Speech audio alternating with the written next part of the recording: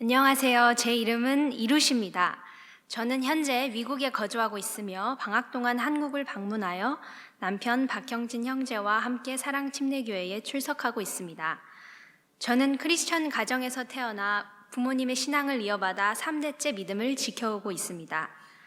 신앙은 제 삶과 자연스럽게 이어졌고 하나님과 함께하는 여정을 걸어왔습니다. 어릴 때부터 신앙은 제 삶의 중심이었습니다. 태어난 지 2달 만에 저는 할머니, 할아버지 품에 안겨 말씀 사경회에 참석했습니다. 그날 울지도 않고 얌전히 있었다는 이야기를 자주 들으며 자랐고 예배 시간에는 성경책을 한 장 한 장 넘기며 집중하는 저를 보고 기뻐하셨다는 이야기도 해주셨습니다. 저에게 성경은 언제나 가장 소중한 것이었고 내 보물 1호는이라는 비밀번호 찾기 질문에 대한 답도 항상 성경책이었습니다.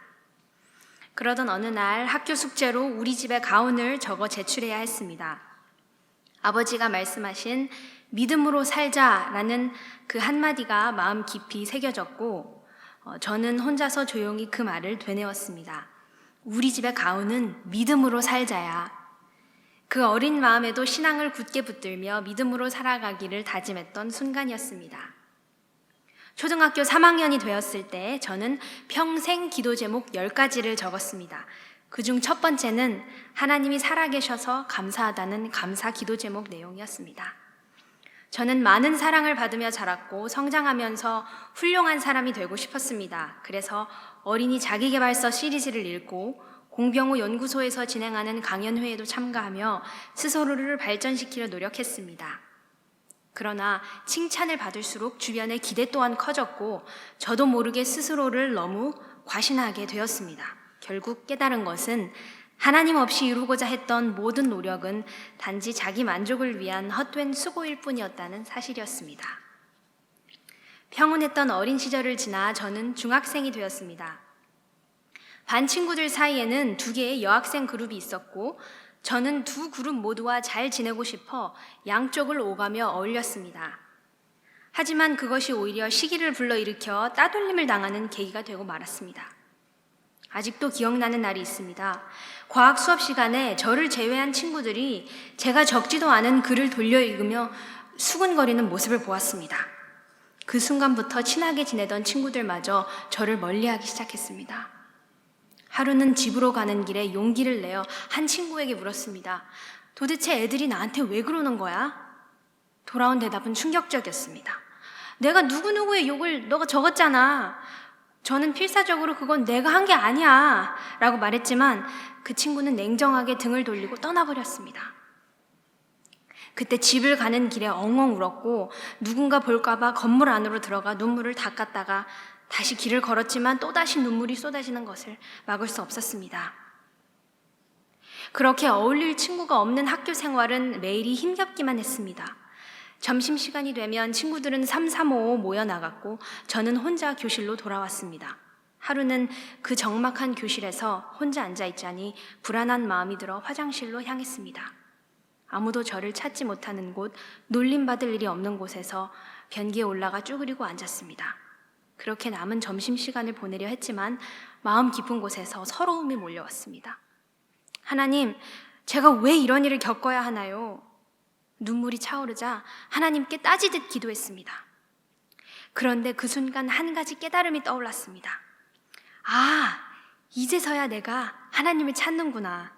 지금까지 부족함 없이 살면서 하나님을 평상시에 찾지 않았지만 이제 의지하던 것들이 사라지니 비로소 하나님을 간절히 구하게 되었습니다. 제가 어렸을 때 그렇게 당연하게만 여기던 하나님을 일상생활 속에서 실제로 교제하는 하나님으로 인격적인 만남을 하게 된 순간이었습니다. 그 깨달음과 함께 하나님께 감사 기도가 나오기 시작했습니다. 비록 지금은 힘든 시간이지만 이를 통해 하나님을 더 가까이 만나게 된 것이 감사했습니다. 그날 이후 저는 하나님과 더욱 친밀한 기도를 나누며 혼자 있어도 외롭지 않은 시간을 보내게 되었습니다. 그리고 이런 생각이 들었습니다. 나는 따돌림을 당해본 경험이 있기 때문에 같은 아픔을 겪는 친구들의 마음을 누구보다 잘 이해할 수 있겠구나. 앞으로 그런 친구들에게 다가가 위로하고 공감할 수 있는 사람이 되어야겠다라고 생각하였습니다. 이렇게 학교에서는 힘든 시간을 보냈지만 교회에서는 따뜻한 친구들을 만났습니다. 중학교 2학년 때 미국으로 이민을 갔고 그때 교회에서 사귄 친구들과는 지금도 좋은 관계를 유지하고 있습니다. 이민 후 낯선 환경 속에서 사는 것은 쉽지 않았습니다.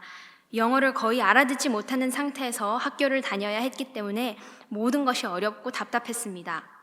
단어 하나를 찾고 또 다음 단어의 뜻을 찾고 그러다 문장의 모든 단어를 찾아도 해석이 되지 않아 책상에 얼굴을 묻고 울던 날들이 많았습니다. 하지만 그런 시간들을 지나고 보니 알게 된 것은 삶의 어려움을 하나씩 이겨내다 보면 그것이 나를 성장시키는 중요한 발판이 된다는 것이었습니다. 행복했던 어린 시절과 그렇게 힘겨운 청소년기를 지나 저는 대학에 진학했습니다. 그런데 고등학교를 졸업하던 해 이유를 알 수 없는 극심한 증상이 찾아왔습니다. 숨이 가빠지고 얼굴과 손발이 하얗게 변하며 죽을 것 같은 불안감이 몰려왔습니다. 아마 스트레스로 인한 갑작스러운 불안 증상이 아니었나 싶습니다. 그때 저는 결심했습니다. 죽기 전에 성경을 처음부터 끝까지 한 번만 읽어보자. 그런 마음으로 창세기부터 요한계시록까지 통독을 시작했습니다. 교회에서 자라며 성경 이야기를 많이 들었지만 그것이 진정한 믿음으로 이어지지는 못했습니다. 그러나 성경을 직접 읽으며 하나님께서 말씀 속에서 약속하신 것들이 내 것이 되어가는 느낌을 받았습니다. 믿음은 들음에서 오고 들음은 하나님의 말씀에서 오는 것임을 실로 경험하게 된 순간이었습니다. 가장 큰 위로가 되었던 구절은 미가서 6장 8절이었습니다. 오 사람아, 그분께서 무엇이 선한 것인지 내게 보이셨나니 주께서 내게 요구하시는 것은 오직 의롭게 행하며 긍휼을 사랑하고 겸손하게 내 하나님과 함께 걷는 것이 아니냐. 이 말씀을 통해 제 삶의 방향과 목적이 뚜렷해졌습니다.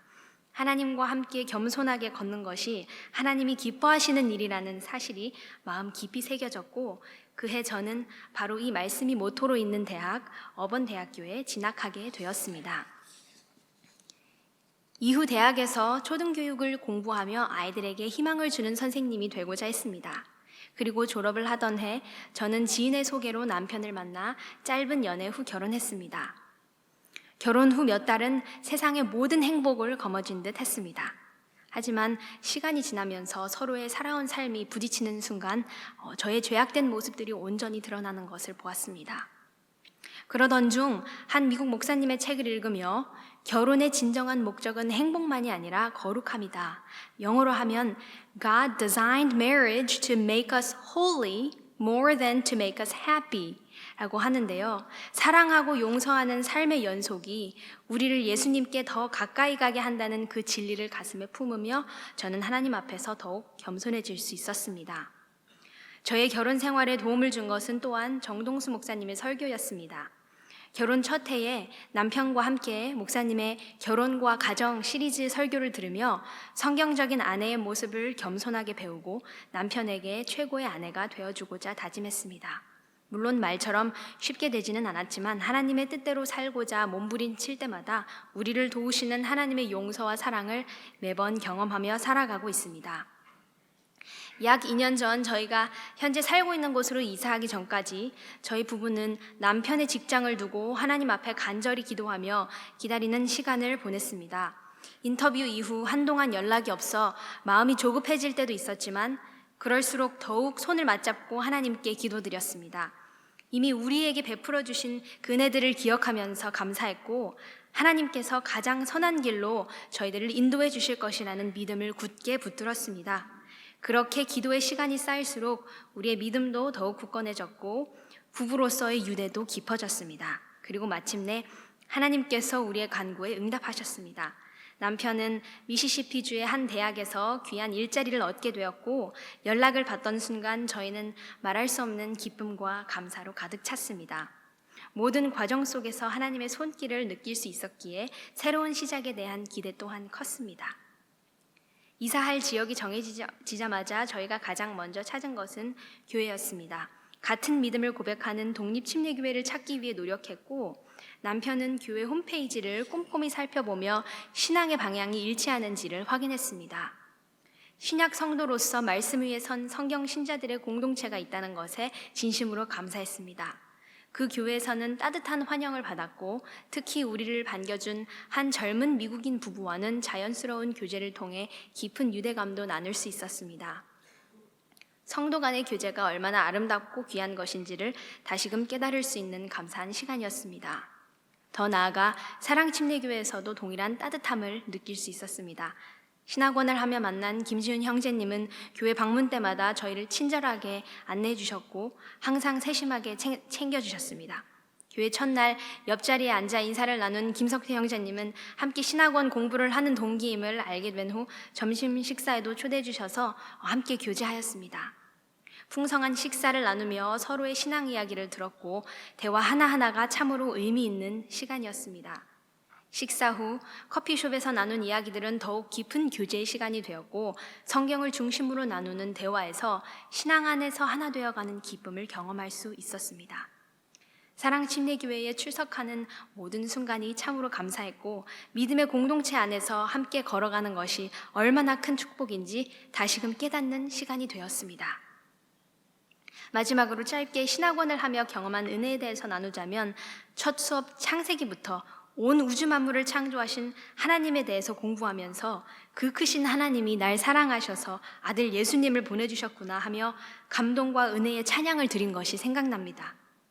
목사님께서 예배 시리즈 설교를 하시면서 우리의 삶이 예배다라고 하셨는데 그때 신학원 공부를 하며 그 하나님의 은혜에 뜨거운 눈물을 흘렸던 것이 바로 삶의 예배가 될 수 있겠구나 하는 것에 감사했습니다. 앞으로 해야 할 일들이 많지만 그 모든 과정 속에서 오직 하나님께 영광을 돌리며 살아가고 싶습니다. 사랑하는 형제 자매님들의 삶에도 제가 경험한 주님의 큰 은혜와 사랑이 가득하시길 바라며 간증을 마치겠습니다. 감사합니다.